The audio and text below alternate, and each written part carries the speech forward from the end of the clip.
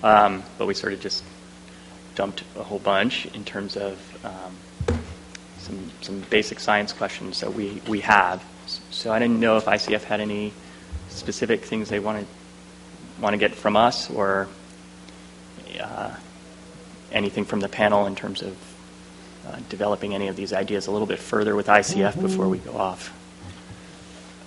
I wonder if I could take a crack at the Clifton Court question, because I thought you guys might say something, but as I understand it, the concept is it's not that either side won't have fish, it's that the side that comes from the tunnels won't have the listed fish. They will be screened out, so that water will be basically listed fish free, which means you don't have to run it through the salvage operations, which is a massive time and effort, and not, the more water you run through, the harder it is. So if you have a large amount of your water that you can just not run through there, that really saves a lot of effort. And then you have the other part that actually is coming in from the delta, which will have listed fish, which will have to run through the salvage operation. So I think that's the reason for separating the two. Yeah, thank you for that clarification. And I guess to go with that then, is there a place in the effects analysis that describes that or develops that idea more fully? No, not yet. That's something we'll need to add. And I would also add, too, that that component of the project is relatively new. And I think it opens up a lot of opportunities to do additional improvements to Clifton Court as a whole. There have been ideas, many ideas over the years of making it easier for the listed fish when they come through the South Delta pumps to get through that system more quickly. Maybe there are ways to do that as part of the overall retrofit of Clifton Court. So I think that we certainly have a lot more discussions to go to come up with kind of an optimal approach to the way fish behave in Clifton Court. And I think it's just valuable to write up what your thoughts are behind that, then to explain even to the general public your justification for wanting that facility there, because people will see this as a big expense to do that construction, and you really need to be able to justify. For instance, to say that we don't have to put it through the screening facility is very important, because that long term will save you money. But it's important for people to understand that, and it's not obvious. Was not obvious to me, and I've thought about the Clifton Court forebay a lot. So anyway.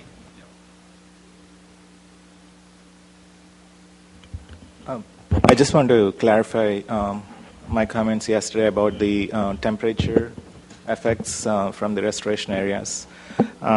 So the DSM-2 model, which was used to simulate the temperature in the delta, did include the open water areas that are, or whatever the hypothetical footprints of the open water areas. What I was trying to say is that since the model is simplistic in representing the two-dimensional areas, the change over the day is probably not what you would expect with that you would really see. But on an average, within a day, it represents the change, what you would expect from the warming that you get. So it does reflect the effect of the open water areas. Of the restoration. Increasing yes. the open water habitat. Yes. Okay. Well, thank you for that. And I think our thoughts on the open water areas also is that, for instance, I'm thinking of Mildred Island, for example, where we know that the exchange in the north part of Mildred Island is very different than the south part of Mildred Island. And so as you develop these restoration areas, it's going to be unique to where you're at, what the bathymetry looks like, where are those connections to the channels, how big are those connections, what kind of tidal interaction do you have between the interior of that area and the channel. So those are very important details that, and I think that's what our point is, because we don't know where those locations are and what those connections are, it's hard to, it makes this effects analysis more difficult to tease apart.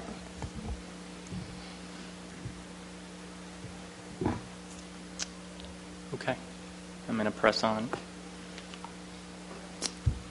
How clear, so this is another part of that question 3 for us. How clearly were the net effects results conveyed in the text, figures, and tables? I think we talked a little bit about this. One thing came up yesterday in the graphical representation of net effects, the sense that that figure, that sort of table figure that ranks things with color in terms of level of certainty, and then provides a very small symbol to indicate the direction. We think that information is actually backwards in terms of the direction of the effect should be in color, and then some other code to get us at the level of certainty. And I think that overall that table needs to be improved. Let's see. So the relative importance of individual attributes is not captured in Figure 5 figures. I think the sense was it was available in the Phase 2 draft. And then this last question, actually, I would like some help with in terms, because there was a fair amount of discussion about this. Quantitative assessment of take. Looks like there's 2 takes there. And the benefits are not scaled to assess the net effects. Oh, I see. Take and the benefits are not scaled to each other to assess the net effects. And I think it would be worth having a little bit more discussion, because that did come up Well, for the us. problem with is sort of just the qualitative scale of, low to high or low to moderate is fine as long as you're sort of operating on the same scale. But if you've got take that, for instance, is designed primarily for one type of group of fish, the migrators, and you've got benefits scaled towards designed for another group, those scales are very likely not the same. So it was a challenge for us to try to figure out what the net effects were and what you would basically plug in to an assessment of HCP benefit if you're sort of looking at stressors on one component or a sort of restricted component and benefits to another.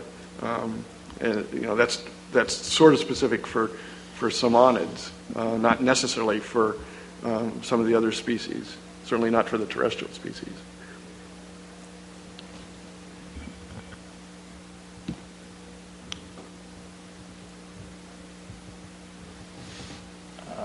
Let's see.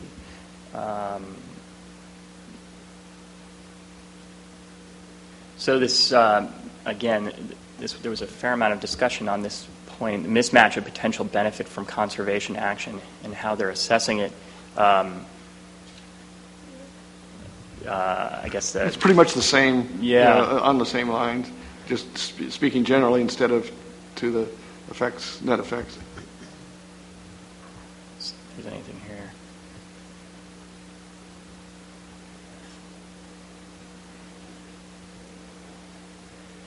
And again, this is sort of one of those broad comments. We're now into the way uncertainty is addressed and communication of uncertainty. I think overall the broad consensus was that the level of detail within Chapter 5, the summary sections, that level of uncertainty is often downplayed. So there's sort of this sense that, the prediction there's going to be a net benefit, but without adequately capturing the level of uncertainty around that prediction.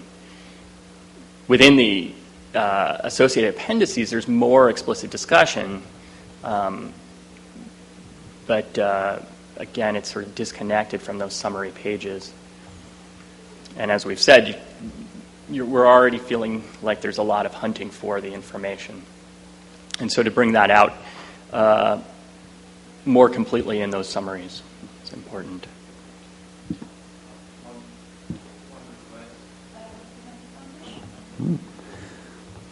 One request to the panel would, in relation to that point would just be to provide an example where you feel that the uncertainty is described well. 1 or 2 examples, if you could, of where it's done well, and where there's a disconnect. Sure. That would be helpful.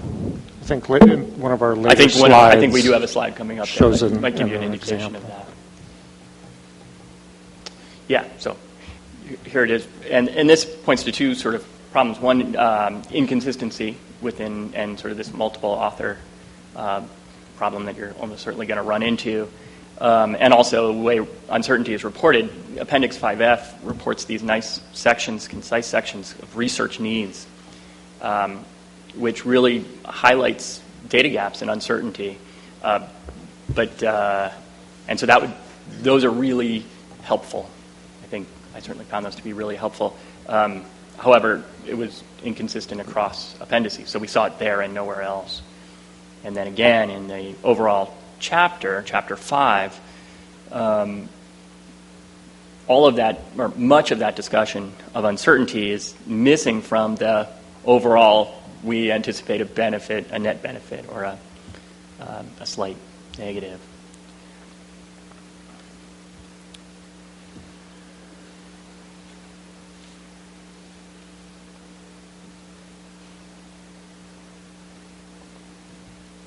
So again, with respect to uncertainty, I think this slide is really reflecting this, within restoration, wide range of systems that are slated for restoration, and the trajectory or the ability to achieve restoration on timescales, on short timescales is not very good. And there's a real difference across these different landscapes in terms of restoration. And I don't know if any member of the panel wants to elaborate on that point any further. Do you need more elaboration? Okay.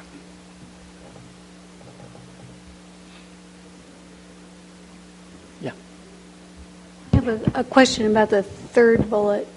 Some are difficult, e.g. vernal pools, grasslands. Others are relatively easy for functions. Could you explain a little bit more what you're getting at there? What are you getting at in the third bullet on there? The functions. Certain places are extremely difficult to restore, but for example, riparian forests, you can get a forest, and you can get shade, and you can get a lot of the functions of it. It's not necessarily fully restored, but you can get a lot of the things you're looking for. So is the comment then aimed at trying to get greater clarity of where we think we can get functionality in a shorter time period, even though you might not have something that looked and was defined as a completely naturally restored? Is that the gist of the comment? Yeah, I think what we're really saying is that everything's treated relatively equally, but some systems are very difficult and others aren't. Okay. Yeah, and I think that's a fair comment. We could do a better job, perhaps, of explaining our intent with, say, the grassland restoration measure, which isn't very common and is difficult. And we acknowledge, even if it's not stated clearly, that we don't expect to get a completely native grassland at the end. It's certainly going to be a mix of natives and non-natives, but we think it would still function perfectly fine for at least the covered species that we're intending it to support. So I think we have perhaps more modest goals than it may appear, certainly by the title. So we can certainly clarify that. With the vernal pool restoration, that's actually something we do have a lot of experience with in the Central Valley, and again, for the target species, we're fairly confident we can support them. Also, our acreage targets are quite modest there too, so that's another way that we've tried to limit that uncertainty given the challenges with that restoration. So we can do a better job of explaining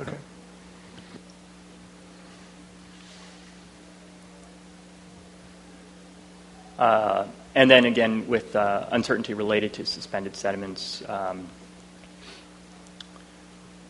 see. I guess with respect to the uncertainty around loss of sediment from the system under the new configuration, and sort of acknowledgement of that there will be less suspended sediments in making up for that. And I don't know if somebody wants to speak a little bit more about that. I guess what I would say is, as you are coming up with your adaptively managing your North Delta operations, that turbidity is one of those things that you adaptively manage for, that you recognize that there is 8 to 9% sediment that we'd like to keep in the Sacramento, if possible. And if there's something you can do with pump operations, if you see a pulse of sediment that possibly goes down, maybe you back off the pumping for that period of time until that pulse of sediment goes down. That's just an example of how you can adaptively manage sediment in the system.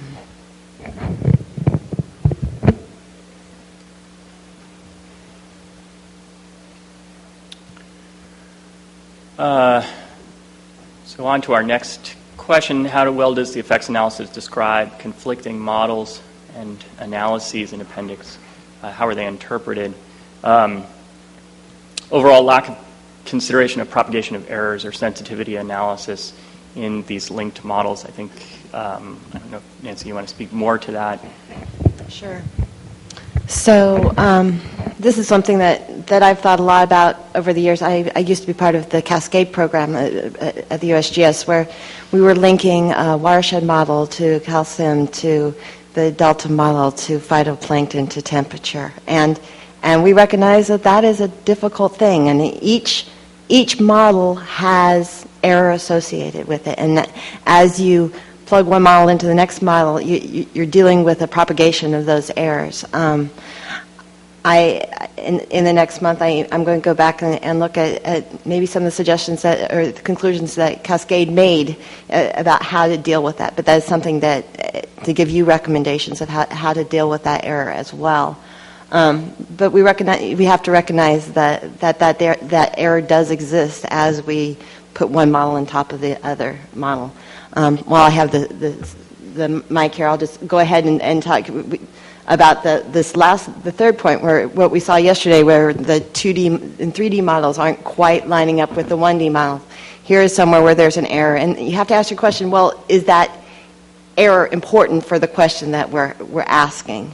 And as I understand it, there was a presentation to the ISB last week about looking at the CalSim-2 model and how the assumptions made with climate change and what was done in 2009. And here again, they're going to be different. You have to ask yourself why, and is that our ultimate conclusions hinging on that model? These are very complicated models, and there's lots of knobs to tweak, and so you really have to figure out what is the question you're wanting to answer with these really complex models, because you're trying these complex models and then distilling down into some very specific questions.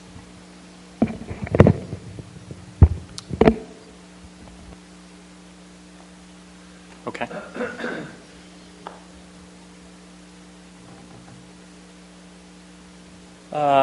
So one of our questions is, how well does the effects analysis link to the adaptive management plan and associated monitoring programs? Given the high level of uncertainty we've been talking about, and everyone is well aware of, the success of the BDCP does hinge on effectiveness of monitoring and inadequate adaptive management framework. It's noted, but not well described in Chapter 5. And I think that was something that came across to us, and outside of the actual scope of the review, but in order for us to understand the effects analysis, we had to go to these other sections.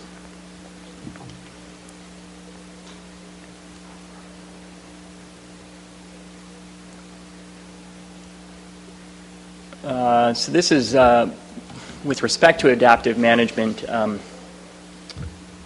and I think, I'm not sure which panel member did this one, but somebody want to pick this one up? I think this is Greg and I. I guess the real question again is, how do you with sort of a lot of uncertainty about population estimates and mortality rates and survival rates, how do you establish actions that are based on, usually in adaptive management, on a conceptual model and a sort of, if you reach this level, there's a trigger, you move to a different resolution, a different approach. How do you bridge that gap that you've got? And especially with something like Delta Smelt, how do you know that A, they're responding to your actions, and and B, the level of response, is that sufficient to meet your biological objectives, or do you need to take another action? So I guess even something as supposedly as well populated as salmon data has the same problems, especially in the delta. So I guess the real question is, can you be any way more specific, or at least describe how you can sort of get around that gap? Greg.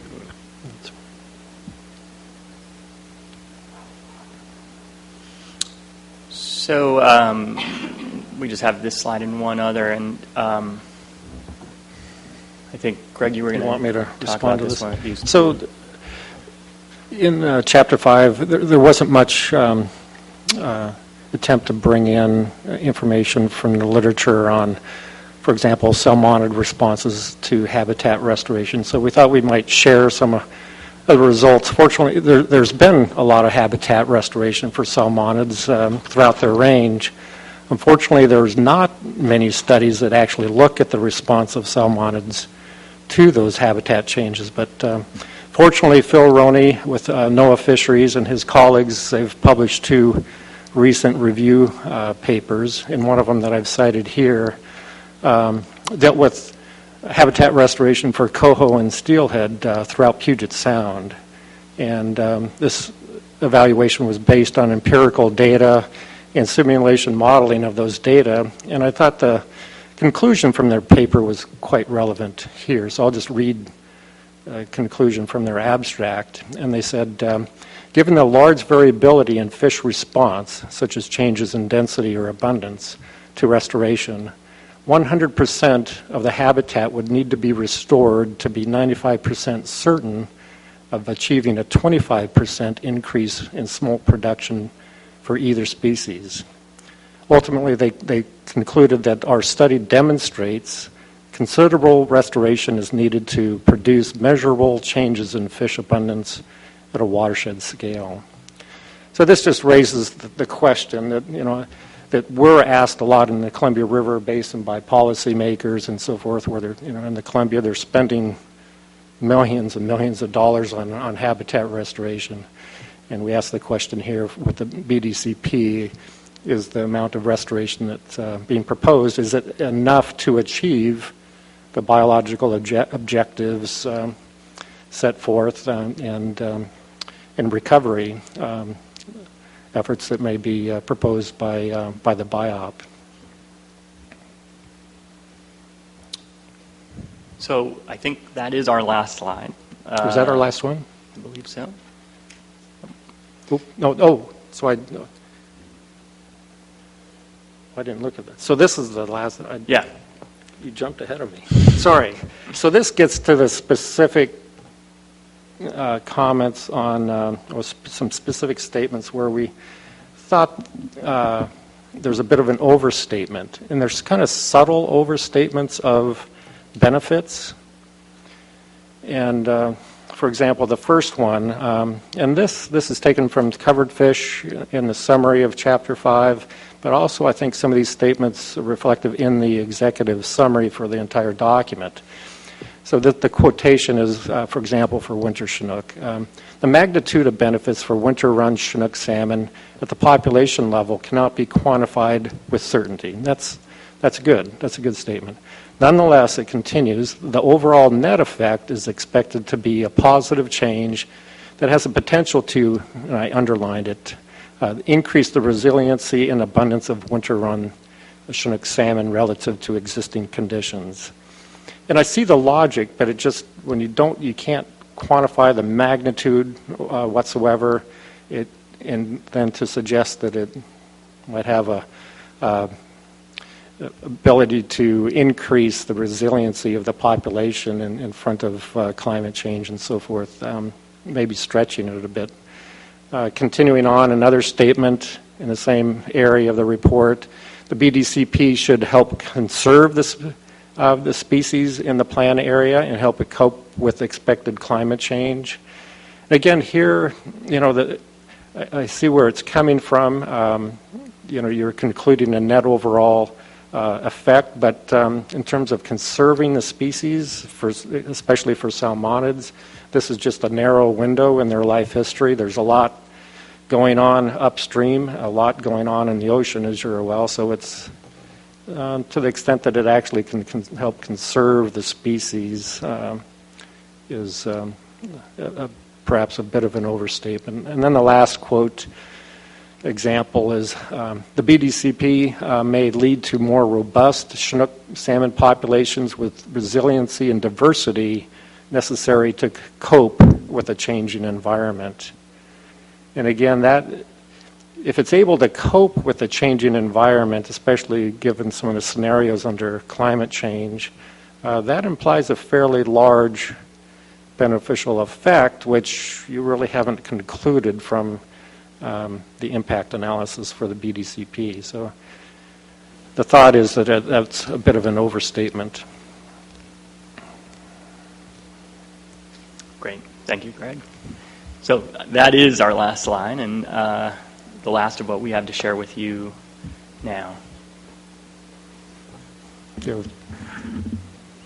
If I could just comment on this last slide, which is very helpful to give very specific examples in the document of where we may have over understated things. So I encourage you to do more of that, because that will really help us. For the second bullet, just to explain that a bit, and as I'm sure you know, California Department of Fish and Wildlife has to make findings for every one of our covered species that we have provided for the conservation and management of those species in our plan area. That is actually their regulatory finding they need to make. So I don't know the context in this particular excerpt, but in many cases we did try and reach that conclusion when we thought it was justified using those regulatory terms. So we can, I think, be clearer in the document when we're using the word conserve in that regulatory context, which is limited just to the plan area. So I think that would address your comment about the fact that this is a narrow window of a species' life history, and we certainly recognize that. And also try not to use that word in the broader context, which some might interpret it as being. And so I think that would help. No, it's tough wording. It's going through these things. Yeah.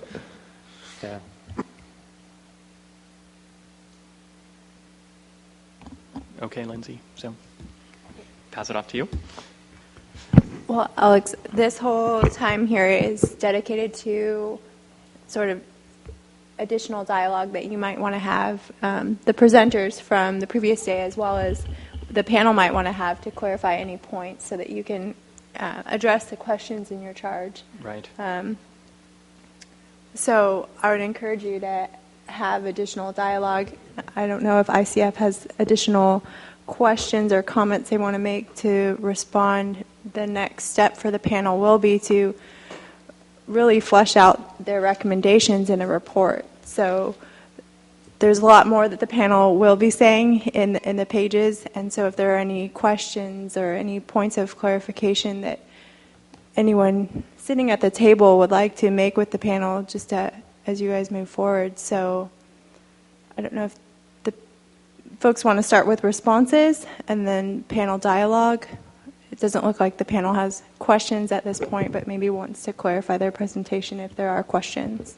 So I noticed that one of the bullets was overlooked, and it was the slide that Nancy was referring to, and there were 3 bullets. I think it's maybe 5 or so back, if we could go back, having to do with the multiple, when there are multiple models that might show similar results. I didn't get a chance to read it. Yeah, I realized that happened too. It was actually one John's. Let's see here.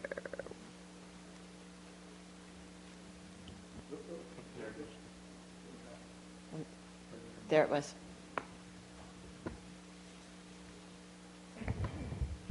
Alex, do you remember what that one was? Or, well, we never did point 2 of that. I'm For example, the middle bullet between with regard to, say, the salmon assessment using an iOS and O-band models, for example, you'd have a number of, if I recall, a number of water years, and then you had like the 14 different scenarios, and you calculate maybe expected adult returns or in delta survival, and then you'd average across the years, and then compare the means basically between the models. If you look between models, I believe the adult returns are off by a factor of 5, which is a big difference in models. But then you mentioned, well, don't take it in absolute sense, take it in relative sense. And I think that's important. But one thing it seemed you could do is to rank your 14 scenarios from best to worst for the different models and see how consistent they are. That's something that would be very easy to do across metrics. And if you're always getting your preferred plan model, always ranking one regardless of the model, then it's probably pretty robust, right? Irregardless of what the absolute values of the perspectives are. And that'd be very easy to add to the report to sort of give a feeling for consistency. Even across very different things, like you include that in, like, for example, the cross-delta model. You also compare those scenarios, but you don't necessarily compare it to the O-band, but yet you're looking at similar performance measures in terms of which scenario is most likely to be successful, and you can do that way.